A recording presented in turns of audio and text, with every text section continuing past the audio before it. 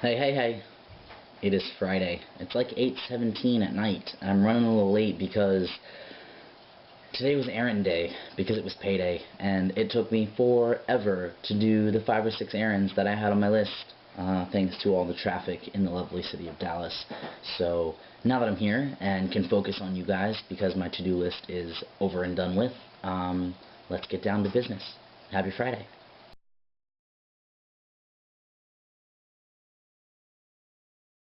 Okay, today's issue is gender. And I'm sure a lot of you are waiting on my profound response because, let's face it, I've had a lot of experience dealing with this issue. I think, first and foremost, my main point would just be, the difference between gender and sex. And I did 2 videos, I guess a couple months ago. I don't remember exactly when they were, when we had transgendered issues as a topic, explaining gender and how people relate to it and what I think about it, and I went into like 12-minute depth about these issues. So you should check out those videos. But all I'm going to say is that sex is the assigned anatomy, right? The assigned marker based on anatomy of, if you're male or female, and gender is merely self-expression. I think what a lot of people miss is that the gender binary is a social norm of the U.S. and a lot of other developed countries. There are many, many cultures and groups of people that express themselves in a different manner, like in Europe, when men kiss on the cheek, it's not gay, it's just acceptable, and if people were to do that here, they would assume that you're gay. So it just depends, one, on where you're from, and two, for people that are genuinely confused, I think it comes from a lot of issues between like media and peers and you trying to figure out your own self-expression. There's a good chance that you will be utterly confused at some point. So just know that it's okay to be utterly confused, and you're not the only one doing it.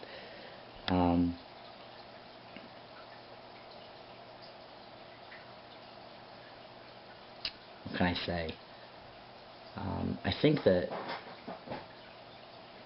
a common misconception is that dealing with gender expression is solely a gay issue. It's not.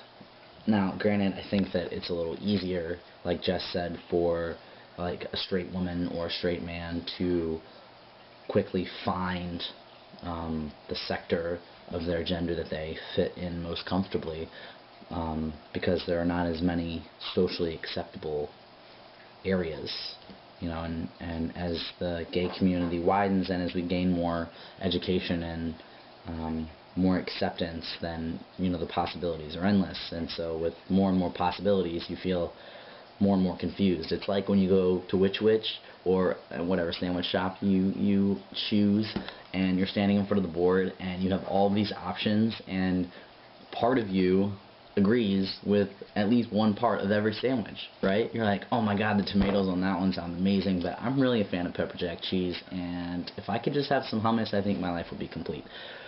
But you can't choose all the sandwiches, right? Or at least that's what you're told. You're only supposed to choose one sandwich. But the point is that you'd have to make your own sandwich.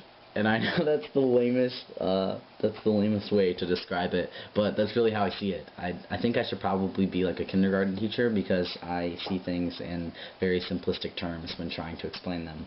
So my own experience with gender was a roller coaster.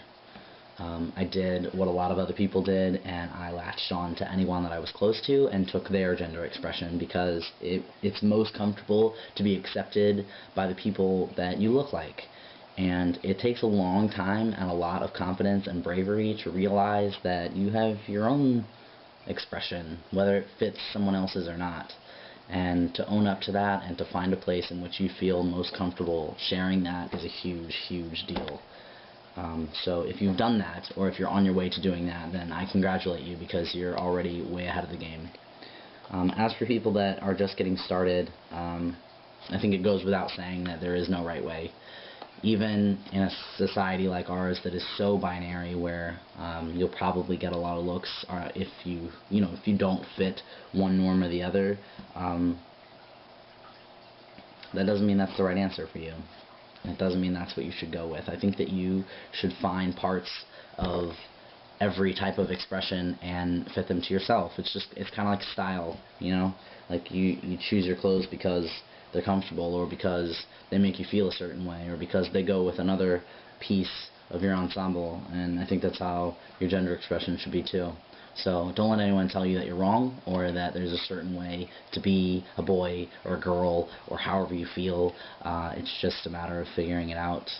So I challenge you to be strong enough to talk about it and to want to express yourself. And if you're not there yet, then to keep striving to do so, because you'll get there eventually, and it feels awesome once you do.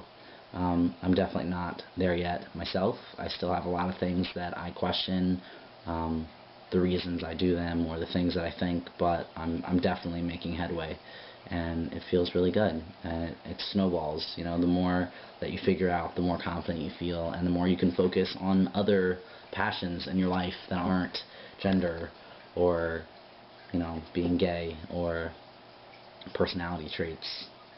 You can focus on conquering other things in the world outside of yourself. So hopefully that helps, and hopefully it sheds a little light on the fact that it is a very serious issue, with a very lighthearted solution. So just surround yourself with people that make you feel good, and people that challenge you to figure it out and to figure yourself out, because anyone who's okay with being stagnant is probably not someone that's going to push you and motivate you to be the best version of yourself. So, okay, I'm out. That's really all I have for today. It is rainy, cold weather, hence the scarf, and I hope you guys are warm somewhere and enjoying the people around you. I hope you have a great weekend, and I'll see you later. Peace.